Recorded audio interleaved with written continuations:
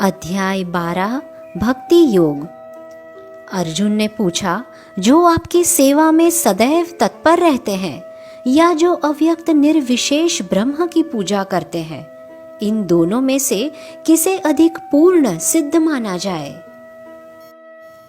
श्री भगवान ने कहा, जो लोग अपने मन को मेरे साकार रूप में एकाग्र करते हैं और अत्यंत श्रद्धा पूर्वक मेरी पूजा करने में सदैव लगे रहते हैं, वे मेरे द्वारा परम सिद्ध माने जाते हैं। लेकिन जो लोग अपनी इंद्रियों को वश में करके तथा सर्वों के प्रति संभाव रखकर परम सत्य की निराकार कल्पना के अंतर्गत उस अव्यक्त की पूरी तरह से पूजा करते हैं, जो इंद्रियों की अनुभूति के परे है, सर्वव्यापी है, अकल्पनीय है, अपरिवर्तनीय है, अचल तथा ध्रुव है, वे समस्त लोगों के कल्याण में संलग्न रहकर अंततः मुझे प्राप्त करते हैं। जिन लोगों के मन परमेश्वर के अव्यक्त निराकार स्वरूप के प्रति आसक्त है, उनके लिए प्रगति कर पाना अत्यंत कष्टप्रद है। देहधारियों के लिए उस क्षेत्र में प्रगति कर पाना सदैव दुष्कर होता है। जो अपने सारे कार्यों को मुझ में अर्पित करके तथा अविचलित भाव से मेरी भक्ति करते हुए मेरी पूजा करते हैं और अपने चित्त को मुझ पर स्थिर करके निरंतर मेरा ध्यान करते हैं, उनके लिए हे पार्थ, मैं जन्म मृत्यु के सागर से शीघ्र ही उद्धार करने वाला हूँ। मुझ भगवान में अपने चित्त को स्थिर करो और अपनी सारी बुद्धि मुझ में लगाओ। इस प्रकार तुम निस्संदेह मुझ में सदैव वास करोगे। हे अर्जुन, हे धनंजय, यदि तुम अपने चित्त को अविचल भाव से मुझ पर स्थिर नहीं कर सकते, तो तुम भक्ति योग के विधि विधानों का पालन करो। इस प्रकार तुम मुझे प्राप्त करने की चाह उत्पन्न करो। यदि तुम भक्ति योग के विधि विधानों का भी अभ्यास नहीं कर सकते, तो तुम मेरे लिए कर्म करने का प्रयत्न करो, क्योंकि मेरे लिए कर्म करने से तुम पूर्ण अवस्था को प्राप्त होंगे। किंतु यदि तुम मेरे इस भावना अमृत में कर्म करने में असमर्थ हो, तो तुम अपने कर्म के समस्त फलों को त्याग कर कर्म करने का तथा आत्मस्थित होने का प्रयत्न करो। यदि तुम ये अभ्यास नहीं कर सकते, तो तुम ज्ञान के अनुशीलन में लग जाओ।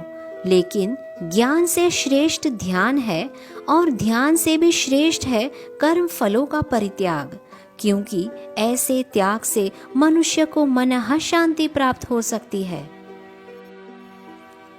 जो किसी से द्वेष नहीं करता, लेकिन सभी जीवों का दयालु मित्र है, जो अपने को स्वामी नहीं मानता और मिथ्य अहंकार से मुक्त है, जो सुख दुख में संभाव रहता है, सहिष्णु है, सदैव आत्मतुष्ट रहता है, आत्म संयमी है तथा जो निश्चय के साथ मुझ में मन तथा बुद्धि को स्थिर करके भक्ति में लगा रहता है, ऐसा भक्त मुझे अत्यंत प्रिय है। जिससे किसी को कष्ट नहीं पहुंचता तथा जो अन्य किसी के द्वारा विचलित नहीं किया जाता, जो सुख दुख में भय तथा चिंता में संभाव रहता है, वह मुझे अत्यंत प्रिय है। मेरा ऐसा भक्त जो सामान्य कार्यकलापों पर आश्रित नहीं है, जो शुद्ध है, दक्ष है, चिंता रहित है, समस्त कष्टों से रहित है और किसी फल के लिए प्रयत्नशील नहीं रहता, मुझे अतिशय प्रिय है। जो न कभी हर्षित होता है न शोक करता है, जो न तो पछताता है न इच्छा करता है, तथा जो शुभ तथा अशुभ दोनों प्रकार की वस्तुओं का परित्याग कर देता है, ऐसा भक्त मुझे अत्यंत प्रिय है।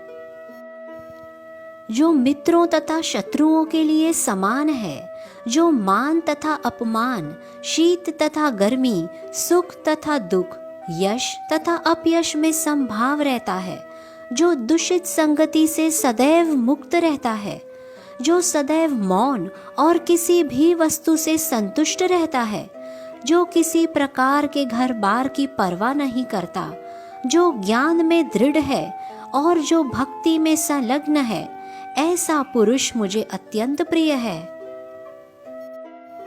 जो इस भक्ति के अमर पथ का अनुसरण करते हैं और जो मुझे ही अपना चरम लक्ष्य बनाकर श्रद्धा सहित पूर्ण रूपेण संलग्न रहते हैं, वे भक्त मुझे अत्यधिक प्रिय है।